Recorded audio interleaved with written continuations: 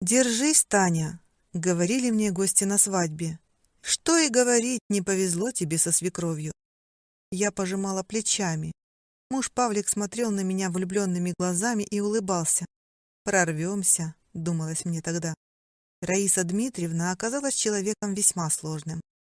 Всем своим видом она стремилась показать, что не такую жену она хотела видеть рядом с единственным сыном.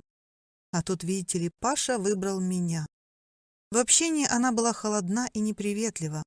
Свекровь в разговоре с сыном не утруждалась называть меня по имени, пренебрежительно говорила «твоя» или «это», нисколько не смущаясь моего присутствия. Поначалу мне хотелось, чтобы Раиса Дмитриевна была мне кем-то вроде второй мамы. Стараясь ее задобрить, я пекла что-нибудь вкусненькое, и мы с мужем отправлялись к ней в гости. Частенько подарки без повода дарили, думали, что ей приятно будет. Но наладить контакт со свекровью мне так и не удалось. Пару раз я слышала, как Раиса Дмитриевна говорила моему супругу: «Ох, не ту ты себе жену выбрал, сынок, ох, не ту». «Ну, раз так, — подумала я, — зачем же нам с ней так часто общаться?» И свела встречи со свекровью до минимума. От принятого решения даже на душе стало легче. Но радость моя была недолгой. Свекрови быстро наскучило сидеть одной дома, и она решила ходить в гости к нам, причем без приглашения. Я еще не успеваю накормить мужа и отправить его на работу, а Раиса Дмитриевна уже тут как тут. Видите ли, ей не спится с утра. Приходилось усаживать за стол, почивать завтраком и выслушивать очередные претензии. «Что-то, Танюша, чашки у тебя плохо помыты», — говорила она. А далее шел перечень средств и способов, с помощью которых моя посуда должна заблестеть. «Разве это суп?» — заглядывая в кастрюлю, говорила Раиса Дмитриевна. «И как только мой Павлуша это кушает!» И снова советы и рекомендации. По поводу порядка в доме это вообще отдельная тема. У меня в квартире всегда порядок, чисто и вещи все на своих местах. Придраться не к чему. Но свекровь, взяв стремянку, лезет туда, где даже кот наш не бывает. Пройдясь пальцем по верху книжного шкафа, она торжествующе показывает пыль. «Чисто, милочка, должно быть везде, а не только там, где это можно заметить», — назидательно говорит она. «И так во всем. Все, что бы я ни делала, ей не нравится. Зачастую она вообще переходит все границы. Вот выбери тогда, мой сыночек, Настеньку, то я думаю, что такого безобразия в квартире бы не было». Прямо в лицо мне может сказать свекровь. Я еле сдерживаю себя. Понимаю, что человек пожилой, что сына любит без меры, но надо же и рамки приличия знать. Муж защищает меня как может, но его мать все не унимается. А вчера случайно слышала разговор Раисы Дмитриевны и Паши. «Сынок, сделай ты ей подарок», — шептала свекровь. «Купи ей путевку на курорт, может быть, там она себе кого-нибудь найдет, а ты на Настеньке женишься. Ведь это ж тебе не пара». «Кого это вы, куда это вы решили отправить?» — рванула я дверь на кухню. «Как можно взрослой женщине советовать такое своему сыну? Ты что подслушиваешь, когда другие разговаривают? Паша, тебе немедленно следует развестись. Мы с тобой завтра же поедем в ЗАГС, и пусть тебя там разведут с этой». Свекровь раздраженно указала на меня пальцем. «Мама, а может быть, мы тебе путевку на курорт купим?» — остановил ее муж. «Ты отдохнешь, развеешься, успокоишься. Я тебе добра желаю, а ты...» И, хлопнув дверью, Раиса Дмитриевна ушла. Но вечером прозвенел телефонный звонок. Муж взял трубку, и оттуда донеслось: «Ты знаешь, сыночек, я тут подумала, наверное, я поеду сама в этот санаторий». А я думаю, ну съездит она, развеется сама, но отношения-то с ней уже поддерживать не стоит. Второй мамой, как я мечтала, она уже точно не будет. All right, everyone's presentations are done. Nick, the manager, said as he tried to move the discussion forward. "Excuse me, I haven't. I recently found out something." Nick interrupted me and began to speak. "There's apparently someone in this department who didn't graduate high school and is just a part-timer. Meetings should be for employees only." "Absolutely right." His lackey, Mike, of course, agreed with Nick. "I'm leaving." After leaving the meeting room, I started to shut down my computer. I noticed that an email had arrived, not in my personal inbox, but in the company's shared email. Thinking, there's no point in speaking up, no one will listen, I went home quietly. The next day, I heard a commotion from Nick's desk. He was staring at his computer screen, his face pale. "Nick, is something wrong?" Mike looked at the screen with him. And he turned even paler than Nick. Why is he so angry? Knowing the reason for Mike's distress, I thought to myself, serves them right. My name is Adam. My mother passed away when I was in the 9th grade, and I was raised by my father. Well, you could hardly call it being raised. After my mother passed, my father changed. He drowned his sorrows in alcohol, and though he still went to work, he squandered our living expenses on horse racing.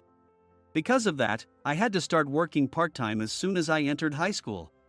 Every month, I went to the convenience store with bills in hand that couldn't be auto-deducted from my father's account. Even though I endured it because I didn't want to be alone, I reached my limit in my second year of high school and dropped out. I found a live-in job at a distant inn. Thank you for everything. The day I left home, my father, still staring at the TV, spoke. Take care. That was our last conversation. Back then, 18 wasn't the age of majority, so I needed my father's permission to work, and I couldn't hide my place of employment. Yet, my father never visited me even once. I kept working just to survive, and before I knew it, I was 42. Years of hard work paid off, and I was transferred to the headquarters. I was thrilled to be recognized by the company, as I thought I'd be working in the field until retirement due to my lack of formal education. Listen up. Our work can change the future of our employees. Don't drag us down. On my first day after the transfer, Nick, dressed in an expensive suit, spoke sternly. There was a reason for this. Our inn was located in a prominent tourist destination, known so well that everyone in the state could sing its commercial jingle. At its peak, we had 5 locations within the state. But that was long ago. Due to financial difficulties and aging facilities, only the place where I had worked for many years and the original establishment remained. I was prepared to lose my job anytime, but now there was a glimmer of hope. With the rise of social media, the tourist area where the inn was located started gaining attention again.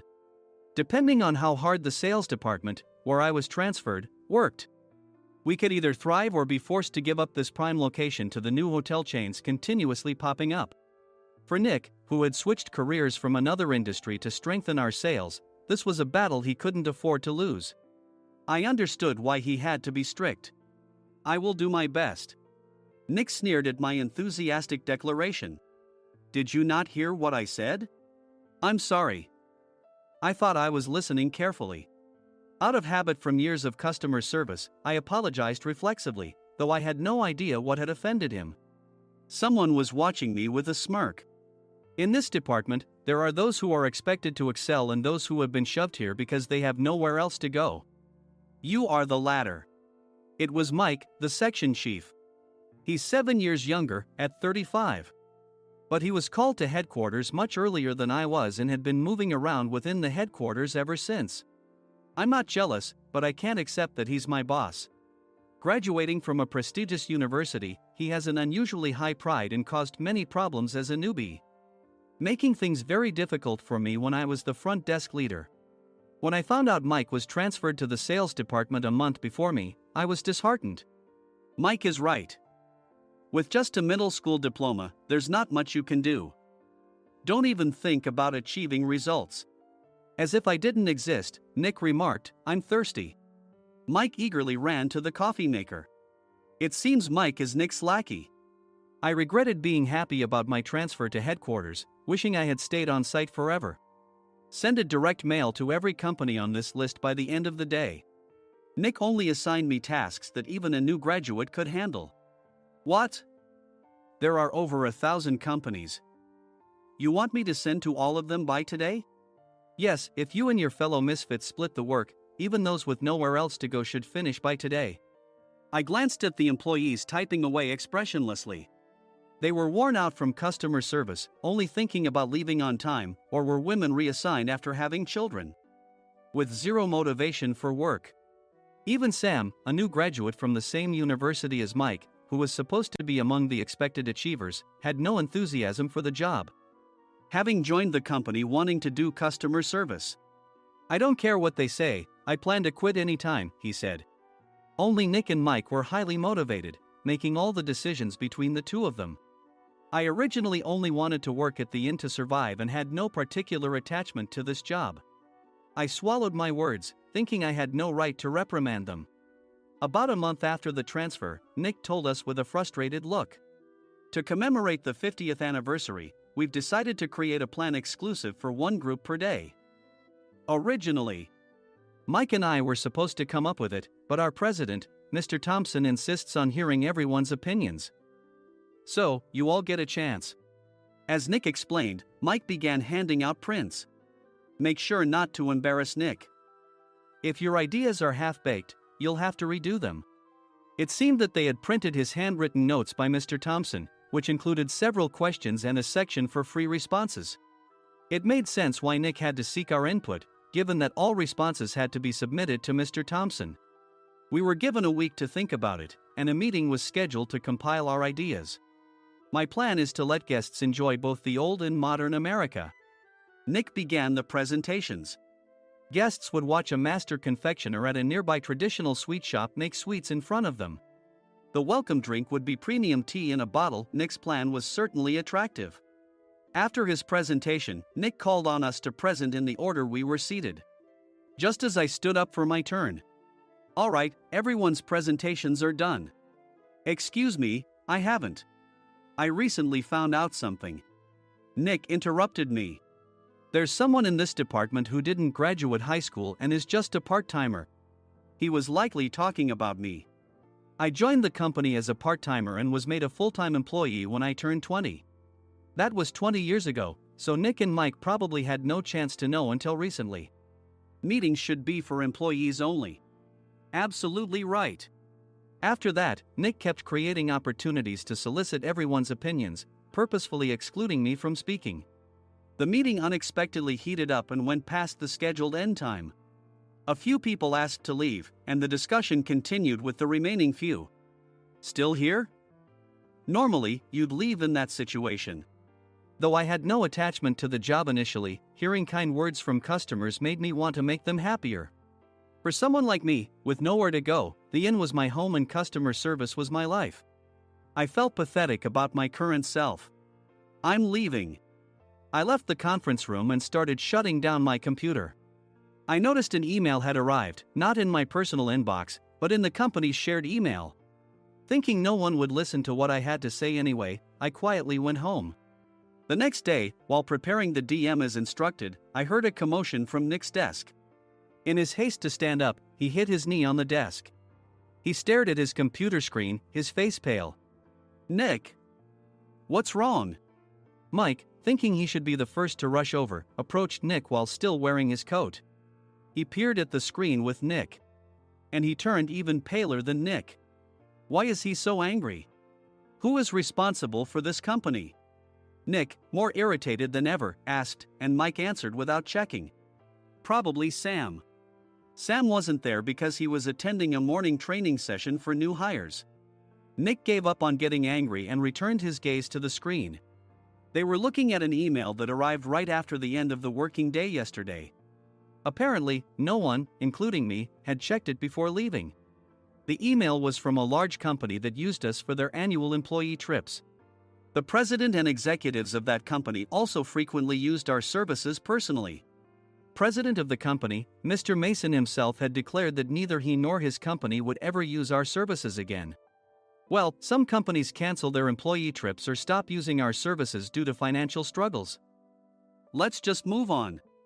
Mike kept wiping the sweat from his forehead with a handkerchief. Knowing why Mike was so agitated, I quietly watched their interaction. Do you know how much revenue we get from that company? We can find other guests to fill the rooms, but we'll lose the banquet costs, gift shop revenue, rental car fees, and more. Moreover, the gifts were supposed to be prepared by the traditional confectionery shop involved in Nick's proposed plan. If it's known that we incurred such a huge loss at this critical time, Nick's position in the company would be jeopardized. Nick took a deep breath, seemingly trying to calm himself. All right, Mike. Go to New York right now and apologize to Mr. Mason. What? You're coming with me, right? I have urgent work to do. I trust you, which is why I'm entrusting this to you. Please. Mike, believing Nick's sincerity, agreed with a determined look on his face, saying, yes. That's Nick for you. Even if Mike went to apologize, Nick would shift all the blame onto him if the client didn't change their mind. Well, it was Mike's fault to begin with, so it served him right. About 3 hours later, Sam answered a call from somewhere and repeatedly apologized, saying, I'm very sorry. Everyone watched to see what was happening. After ending the call, he informed Nick with a weary tone. When Mike arrived at the client's company, he only made things worse, further infuriating Mr. Mason. He was demanding, get his boss here immediately. It was no wonder Sam was exhausted, dealing with such a call right after returning from training. What is that idiot doing? All right, Adam, you're coming with me. If sacrificing Mike didn't work, then I must be next. Normally, I'd want to refuse at all costs, but I saw an opportunity in this situation. If I can be of assistance, I'd be happy to join you. I obediently followed Nick, and we flew to New York. When we introduced ourselves at the reception, it became clear how serious the situation was, as the receptionist personally escorted us to the president's office. Angry voices leaked through the door, making both Nick and me uneasy. Excuse me. I'm Nick, the supervisor. I understand my subordinate has caused you trouble, and I deeply apologize. Nick, with his experience in the corporate world, knew enough to offer an apology before excuses. However, his customer service skills left much to be desired. I sighed as I saw Mike trembling like a small dog in the corner of the room. What kind of training are you giving your subordinates? Mr. Mason glared at Nick with a red face. The intensity of his gaze made even Nick take a step back. Regrettably, I joined this company only 2 years ago and was unaware of Mike's issues. I should have identified his shortcomings sooner. Indeed. I should have realized sooner. No sensible person would come to apologize and then give a lengthy presentation on the drawbacks of not using their in. Nick froze, his mouth slightly open. Suspecting the worst, I picked up the documents that had fallen to the floor. It seemed Mike hastily prepared these documents on the plane, listing the disadvantages. Disadvantage 1: if you change the venue for the company trip, employees might suspect it's for cost-cutting reasons, leading to a negative impression. Reading it aloud half-jokingly, Nick snatched the papers from my hand and checked the contents with a furious expression. Among the stack of documents was a receipt from a nearby convenience store's copy machine. I felt a pang of dread, hoping he hadn't shown the receipt as well. What do you think he said when I asked what kind of nerve he had to do this? I'm very sorry. Faced with the dire situation, Nick must have thought there was nothing left to do but apologize. In a voice smaller than I'd ever heard from him, he uttered words of apology. He said, I'm a Harvard graduate. I don't believe I said anything wrong. Mike! What have you done? Forgetting his plan to pin the blame on Mike, Nick yelled loudly, even in front of Mr. Mason. I didn't do anything wrong. You're still saying that? Look at him. Mike pointed at me with a shaking hand. I was assigned to headquarters in my 20s and now I'm a section chief. This guy only made it to headquarters at 42. Everything I've done proves I was right. So why are we losing the contract? Having said his piece, Mike collapsed to the floor. Of course. You were sent there because you had nowhere else to go. Mike never expected to hear such words from someone he looked down upon. He lunged at me, and Nick hurriedly stepped in to stop him. Mr. Thompson told me Mike is a quick thinker, and to take good care of him. There's no way he was pushed aside. Don't make things worse here. He didn't say quick thinker, he said only quick-witted, didn't he? I don't remember that part. I recalled the many troubles Mike caused when he was a newbie. When Mike was on the front line, his pride was so high that he never apologized to customers. Customer service, especially in our job, doesn't work alone. It brings both good and bad situations. If the front staff or housekeepers made mistakes, or the cleaning company didn't properly clean a room, one had to apologize to the customers regardless of personal fault. Mike, in such situations, would never apologize, insisting he wasn't at fault. This often angered customers, and as the front desk leader, I frequently had to apologize on his behalf. He caused complaints and disrupted operations, which is why he was quickly moved to headquarters. In departments where he didn't interact directly with customers, his quick thinking was beneficial and things went well. But it seemed his flaws were starting to show. Corporate reservations are supposed to be entered into the system by the sales representative. But a quick check yesterday revealed that more than 10 items were missing from the client's reservation. The handover document clearly stated what needed to be prepared. Why didn't you enter it into the system? Why do we have to give them special treatment? Filling rooms near the banquet hall, setting up all the food in advance. Specifying the brand of wine, they're too demanding. No wonder he always angered customers, I thought, feeling a headache coming on. Grouping them in rooms near the banquet hall is for our benefit too. It makes it easier for the staff to set up beds and serve breakfast since everyone's schedule is synchronized. As for the other requests, Mr. Mason suggested them to lighten our load. I didn't know that. Nick finally seemed to realize that Mike was the one who had angered the client. What did you say to them? I just told them we wouldn't give them special treatment anymore. We shouldn't waste effort on things that don't bring in money. I was utterly exasperated at his lack of understanding of customer service. Of course, we shouldn't comply with unreasonable demands. But carrying over successful practices from past stays makes customers feel remembered and enhances their experience. Good memories encourage repeat visits. That's part of our job. I looked down at Mike, who was sitting on the floor. In our job, nothing is a waste.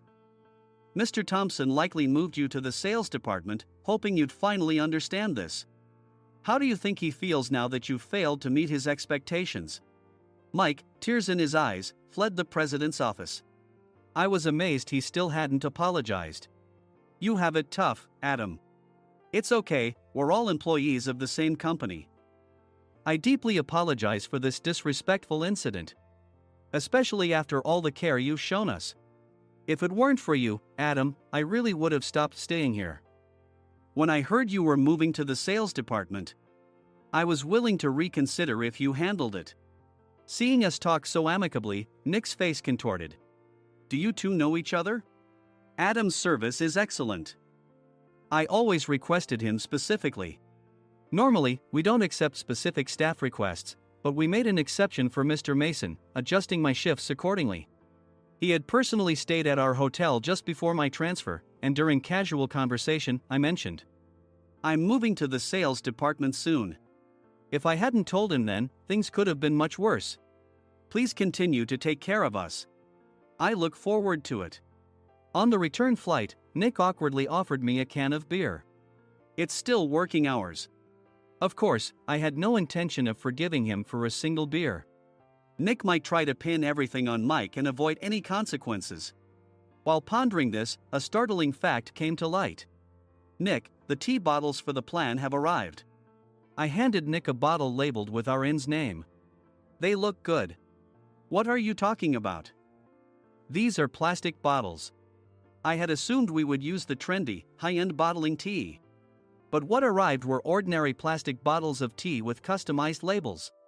The only unique aspect was the label, which had the inn's name, making it look customized. Upon further investigation, I discovered that a substantial amount of money was set to be paid to the tea company. It was priced like bottling tea. Does this plastic bottle really cost $100 each? The tea inside is specially blended for us. The extra cost is for that. Wouldn't it be better to use another tea company? Or is there a specific reason we must use this one? As Nick continued to make excuses, I showed him a printed email. I informed the tea company's president, Mr. Mitchell, that we discovered irregular payments and he confessed. He said you two were high school classmates and planned to split the extra money. That idiot. Why did he confess? That's not important. You should worry about yourself, this could turn into a police matter. Opening the bottle cap, I suggested. How about calming down with this tea? It supposedly has a relaxing effect. Nick drank the tea frantically. In the following days, decisions were made about their fates. Mike was reassigned to the General Affairs Department, with no chance of transfer or promotion, as per Mr. Thompson's orders. As for Nick, since the payment to the tea company hadn't yet been made, he narrowly avoided legal trouble. Instead, he was encouraged to leave the company, and to avoid further complications, Nick submitted his resignation. Rumor has it that connections between HR departments have made it difficult for him to find new employment. Even though it was good to have those two gone, something unexpected happened in the sales department. Everyone became motivated and united in refining the 50th anniversary plan. In the end, my plan was adopted. We collaborated with the Tourist Information Center to provide personalized guides. The plan, tailored to the number of guests, was truly special for the 50th anniversary. Hey, is Adam's family coming to stay? I immediately booked that special plan for my family. Sam noticed it on the reservation list and quickly picked up on it.